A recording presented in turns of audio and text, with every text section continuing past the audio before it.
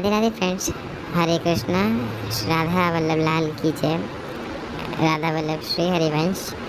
कैसे हैं आप सभी लोग? कमेंट बॉक्स में अवश्य बताइएगा। आज के इस वीडियो में हम 5वीं महाविद्या के बारे में जानेंगे, जो कि है माँ त्रिपुर भैरवी महाविद्या। त्रिपुर भैरवी जो है वो युद्ध की देवी कही गई हैं। त्रिपुर भैरवी युद्ध की देवी और एक उग्र देवी हैं। वे संपूर्ण सृष्टि की अधिष्ठात्री कही गई हैं और 10 महाविद्याओं में देवी को 5वां स्थान प्राप्त है और नवदुर्गा में ये चंद्र घंटा के नाम से प्रसिद्ध है। इनके दो पहलू हैं, आध्यात्मिक और भौतिक। भौतिक रूप से वे भगवान भैरव की शक्ति हैं और आध्यात्मिक रूप से भगवान शिव की। बाला त्रिपुर सुंदरी की दूसरी परत त्रिपुर भैरवी है।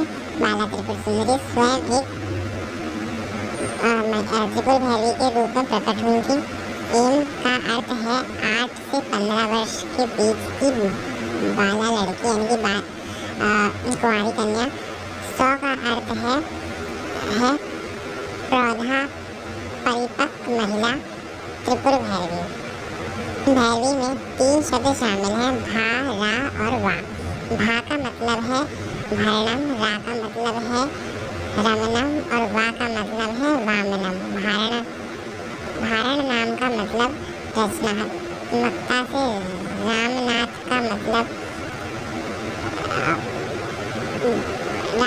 मतलब है संरक्षण, सुरक्षा और ब्रह्मांड पर शासन करना। वामनाथ का मतलब है विनाश, मतलब देवी के इस रूप में विनाश, सृजन और जन्म तीनों चीज़ें इस नाम में हमें देखने को मिलती हैं। एक शब्द में वह इस ब्रह्मांड की निर्माता, संरक्षक और सहारक बन जाते हैं। भगवान ब्रह्मा, भगवान विष्णु, भगवान रुद्र केवल एक ही रचना तक सीमित हैं। वे पूरी सृष्टि पर शासन करते हैं। आध्यात्मिक दृष्टि से त्रिपुर भैरवी कुंडलिनी शक्ति का अवतार है। वे मूलाधार चक्र से सुप्त अवस्था में रहती हैं।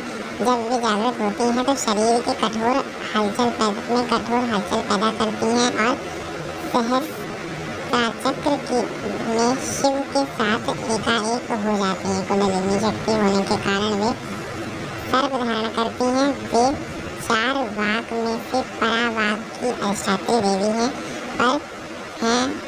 परा, पश्यंती, मध्यम और वैखरी इस परवाक से जुड़ा शब्द ओम है।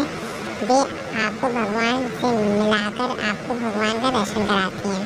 वे अपने अष्टोत्तर शतानाम स्तोत्र में वर्णन दूध के समुद्र से प्रकट हुई हैं। त्रिपुर भैरवी 5 रूपों में कार्य करती हैं। पहला रूप सिंहासन भैरवी देवी का है, जिसे संपत्ति प्रदा भैरवी भी कहा जाता है, जो धन और समृद्धि प्रदान करने वाली है।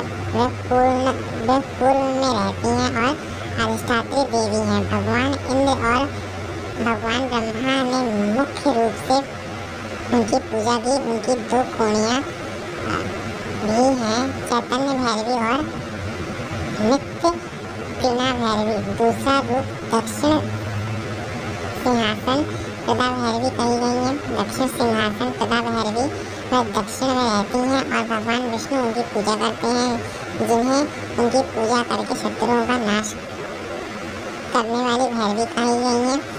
हस्तकला रीम उनका मंत्र है। तीसरा रूप जो है वो पश्चिम सिंहासना भैरवी।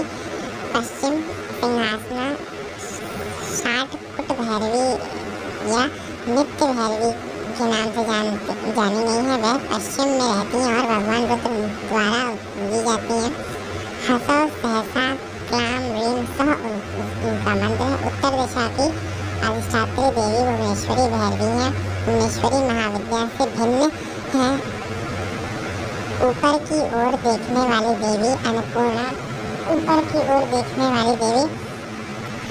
देवी हैं। इस तरह वे शिव लिंग की तरह इस सृष्टि की सभी दिशाओं में रहती हैं। और ये जो है 10 महाविद्या का पूर्ण आशीर्वाद प्राप्त करने के लिए साधक को स्वयं किसी आत्म साक्षात्कार प्राप्त गुरु या सिद्ध गुरु का शिष्य बनना चाहिए। यदि आपके गुरु आत्म साक्षात्कार प्राप्त कर चुके हैं तो सिद्ध श्री रामानंद महर्षि से श्री त्रिपुर भैरवी भैरवी महाविद्या सीखने के लिए अपने गुरु से आपको अनुमति ले लेनी चाहिए। गुरु के आज्ञा के बिना भैरवी